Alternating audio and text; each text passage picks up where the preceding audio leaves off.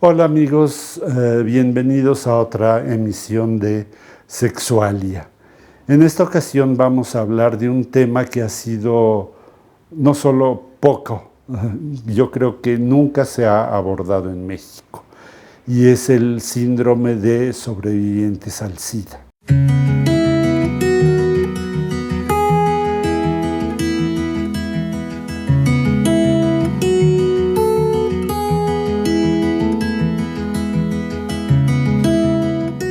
¿Qué es esto? Bueno, imagínense ustedes a una persona de mi generación que creció en un ambiente de prohibiciones sexuales, siendo gay, y que de repente encontró un ámbito donde se podía destapar, donde se podía explayar como persona homosexual, donde podía vivir su deseo, compartirlo con otros varones, etc.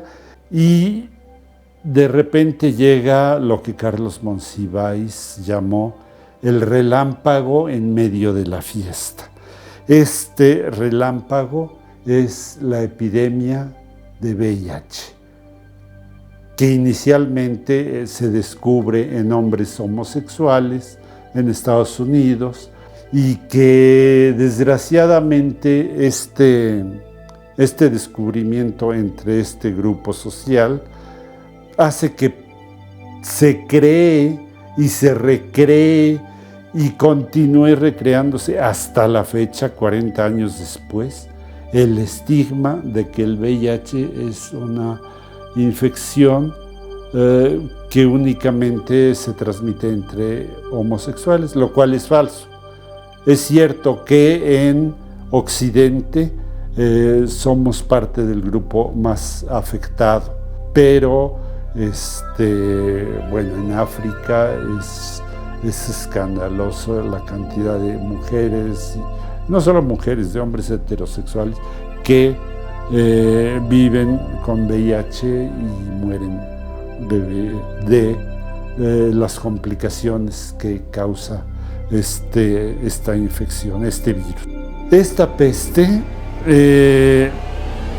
esta epidemia, para llamarla de una manera más correcta, empieza a llevarse a aquellos que eran de repente como el sustituto de nuestra familia.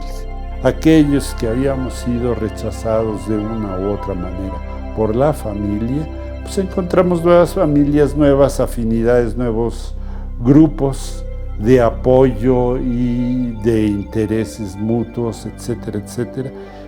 Pero en esos grupos la gente empieza a fallecer una tras otra, tras otra, tras otra. Y de repente es como estar viendo un terremoto en cámara lenta, ¿no? Uno tras otro, tras otro, tras otro.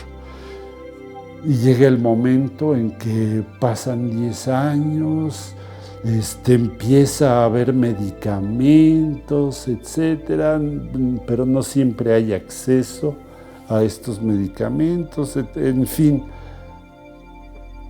Y la gente se sigue muriendo. Y entonces te conviertes en un sobreviviente. ¿Por qué? Porque sigues aquí, ¿no? Pero estás cargando con el trauma de todas aquellas muertes que has ido contemplando y de alguna manera también viviendo en carne propia, porque cada amigo, cada pareja que se va es una parte de ti, de tu historia. Esta vivencia, que algunos la han comparado con una especie de síndrome postraumático, es mucho más que esto, porque es un síndrome postraumático, pero acumulado, que se vive, se revive, se revive, y se sigue reviviendo, y pasan los años, llegan los medicamentos, y por lo menos aquí en México no ha bajado gran cosa el índice de mortalidad, a pesar de estos medicamentos que sí salvan vidas. Porque por eso estamos hablando de esto, porque por esto hay sobrevivientes al VIH, ¿no? Llega el momento en que uno, después de ver a tantos amigos que ya no están, dice, ¿y por qué yo sí estoy? ¿Qué hice para merecer esto? Es entonces cuando puedes decir que estás afectado por el síndrome de sobrevivientes al SIDA y que nos afecta a los que vivimos la epidemia, sobre todo en los años 80 y 90, cuando arrasó con gran parte de la población gay de aquella época, y cuando el VIH, tener VIH, significaba una condena segura de muerte. Este trauma acumulado lo que provoca son una serie de síntomas.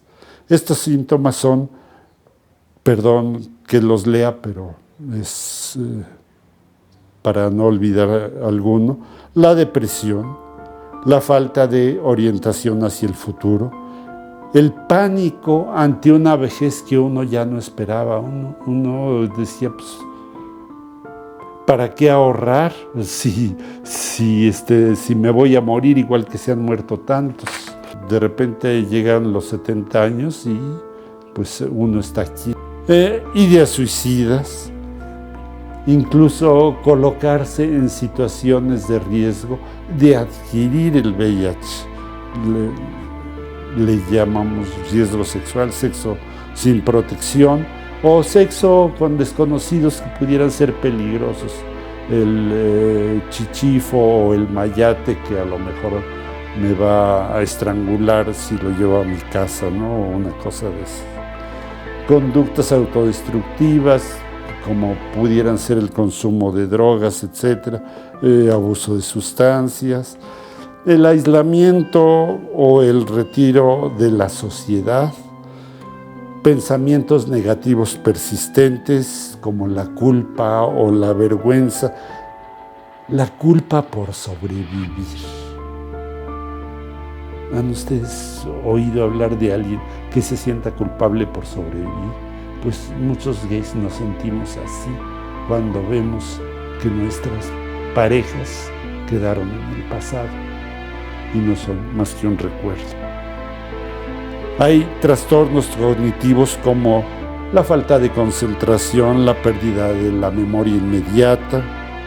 Hay también una especie de falta de la habilidad para disfrutar de la vida, una tristeza profunda o bien un aplanamiento emocional, ansiedad, nerviosismo, irritabilidad o incluso explosiones de furia, insomnio, pesadillas, cambios en la personalidad, sentirse tenso continuamente, en guardia o hipervigilado, tener una baja autoestima, una sensación de desesperanza ante el futuro, irritabilidad, autoestigmatización. ¿Yo para qué sirvo si todos aquellos a los que les dije que podían infectarse, pero podían evitar la infección usando condón, ya no están? Se infectaron de todos modos. ¿Qué hacemos ante una situación así? Para muchos gays ancianos hay un sentimiento de culpa por haber sobrevivido. Lo repito, hay un sentimiento de culpa por haber sobrevivido mientras los demás morían. Y por otra parte hay una demonización por parte de los gays jóvenes que viene a sumarse a la depresión. En el mundo gay tenemos la tendencia a idolatrar a los jóvenes, ¿no? No me refiero a la paidofilia o a la pederastia, me refiero a jóvenes mayores de edad, pero en la flor de su juventud, ¿no? Si vemos la pornografía gay, prácticamente no hay personas mayores de 40 años. Y ya me fui muy lejos, ¿verdad? La mayoría son personas menores de 30, ¿no? Y además los estereotipos de la fuerza, la virilidad, etcétera, etcétera. Es una situación que estamos viviendo y que no ha sido estudiada. Son escasísimos los estudios que hay, no hay conclusiones al respecto, que nos ayuden a sobrevivir a esta sobrevivencia. Mi conclusión, la mía personal, es que como comunidad gay necesitamos hacer algo al respecto. Abrir grupos de autoayuda para gays añosos que se sientan como yo, perseguidos por los años más negros de la pandemia, porque pues vamos a tener que seguir viviendo de nuestros recuerdos. Entonces, a lo mejor compartirlos nos va a permitir vivir también la parte del revivir la parte que fue la fiesta, el jolgorio, las amistades, los amores, el sexo, las múltiples parejas, etcétera. Todo eso que de repente se convirtió en la causa de tantas muertes, ¿no? Entonces, esta es una idea. Yo no soy psicólogo ni soy psiquiatra, pero la dejo sobre la mesa. Yo creo que es necesario que profesionales de la salud familiarizados con el tema gay, aunque no lo sean, pongan este tema sobre la mesa, porque está afectando a mucha gente, sobre todo en la medida en la que habemos más gays que estamos tomando antirretrovirales y que nuestra expectativa de vida aumenta. Tenemos que tener una visión hacia el futuro que en este momento no tenemos, porque la abolimos cuando creíamos que nos íbamos a morir de una u otra manera a una muy temprana edad. Bueno, eso es lo que quería decirles en esta ocasión en Sexualia. Si tienen comentarios, dudas, tomatazos, cualquier cosa que nos quieran hacer llegar, estamos a sus órdenes aquí en Sexualia. Muchas gracias.